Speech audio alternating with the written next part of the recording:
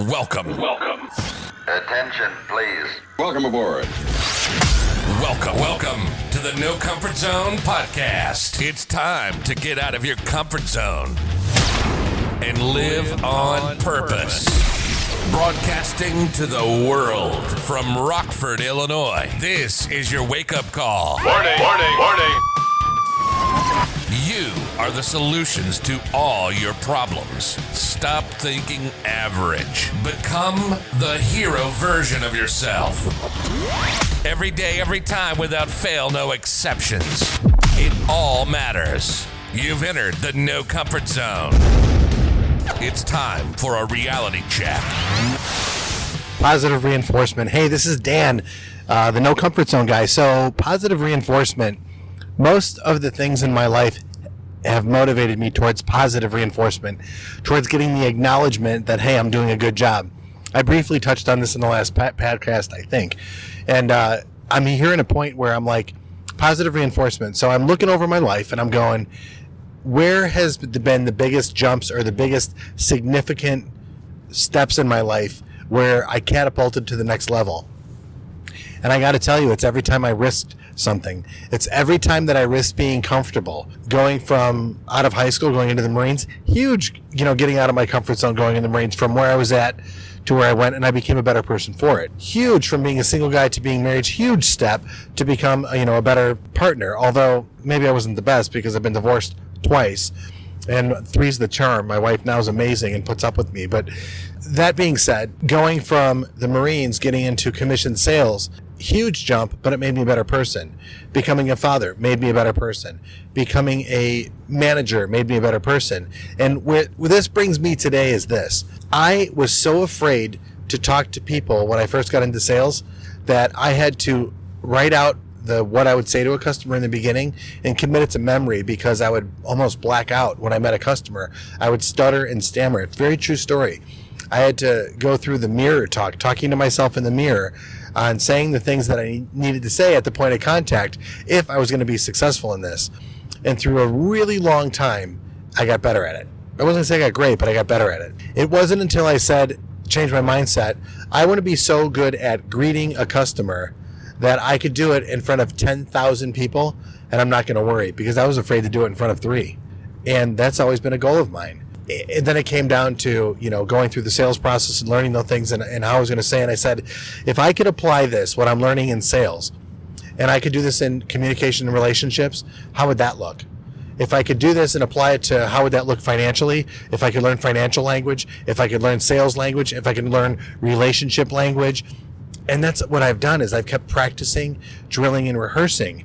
And now when it comes to one case that I want to bring up is I ended up becoming a sales trainer, and it was intimate for the group, but there was a spy in the room when I was training one time.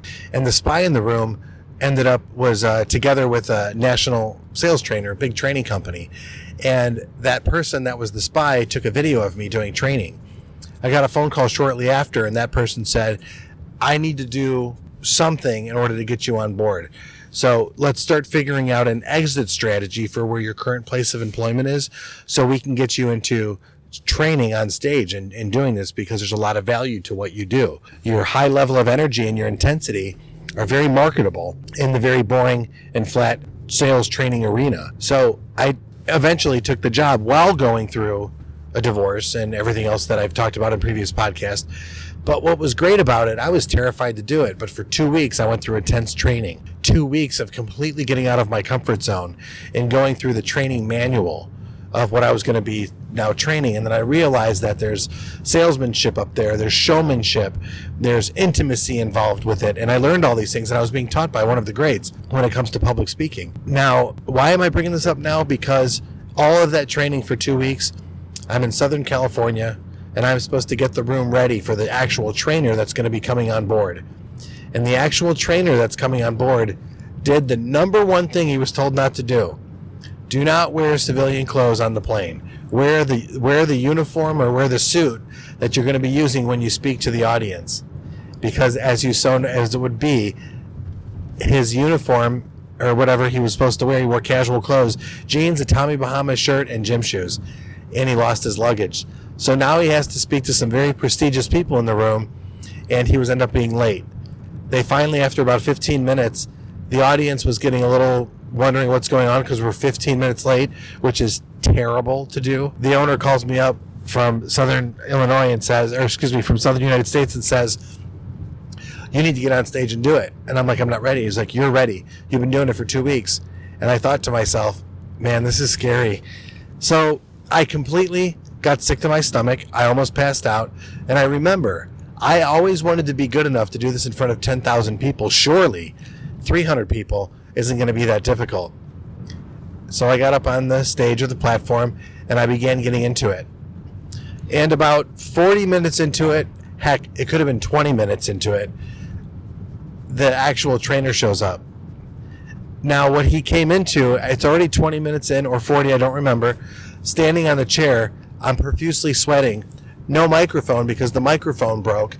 And the reason I was profusely sweating is because the air conditioning in the hotel, which was a really nice hotel, went out. And I had everybody on their feet, standing on chairs, and within, let's say, 20 minutes, I had the crowd completely engaged and ready to go.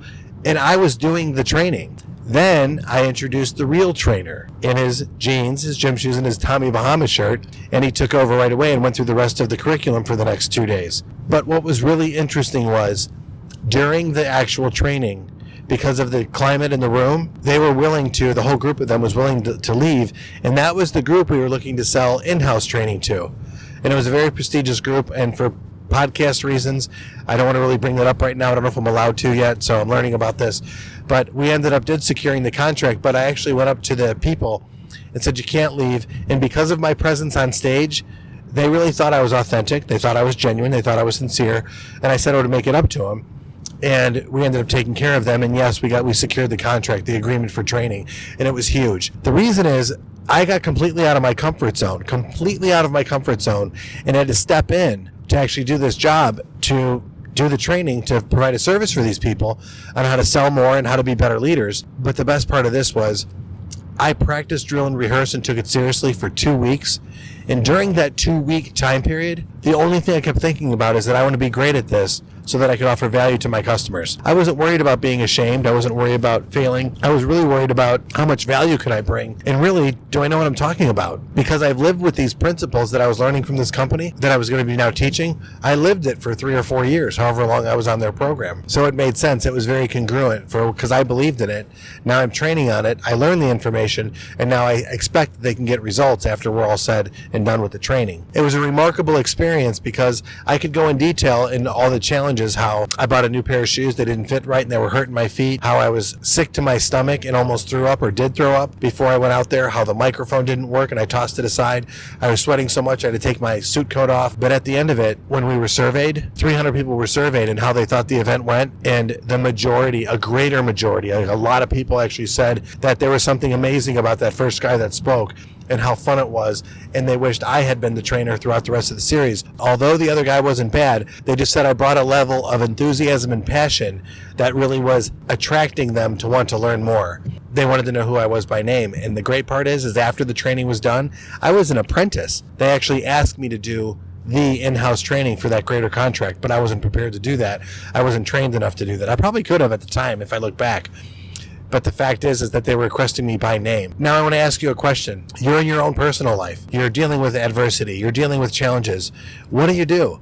I'm going to tell you this from the movie Rocky. You got to keep moving forward. You just got to believe in the next step that you take is the right step, as long as you have passion and enthusiasm. I really took the time to care about what I was going to talk about and train for 2 weeks on it. But even after 2 weeks, that 20 to 40 minutes, that's about all I had after 2 weeks. So I've trained a lifetime for that moment, but I was only prepared for about those 20 or 40 minutes, whatever it is, it's a while ago, that I went through. And it's been magical since that moment because I really do risk so much in that moment. I really put myself out there because that me putting myself out there is now the foundation for everything else that I think about and pursued in my life. My ambitions got higher. My goals got bigger. My passion was greater. My enthusiasm was stronger.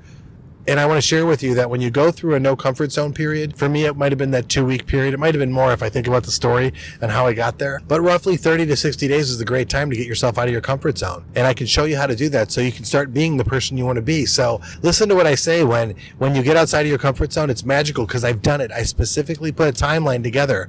I would start at A and I would end at B, and what would happen. And what happened was magical. And I want to give that to you. I want to share that with you. So go to thenocomfortzone.com, download the blueprint, or email me at dan@thenocomfortzone and tell me you want more. I'll give you more information. We can email. We can stay connected that way. I'm thinking of creating a Facebook team, Team No Comfort Zone. I don't know. Let me know what you think about that. I would love to get some positive reviews on iTunes. I don't have any reviews yet. I would love a couple of them.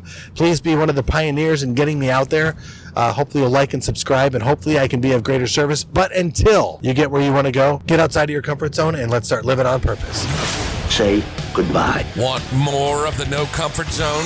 You can follow Dan on Instagram and Twitter at NoComfortZone1. Bye. Or on the web at thenocomfortzone.com. Bye-bye. Bye-bye. Thanks for listening to the No Comfort Zone podcast. Bye-bye. Bye-bye.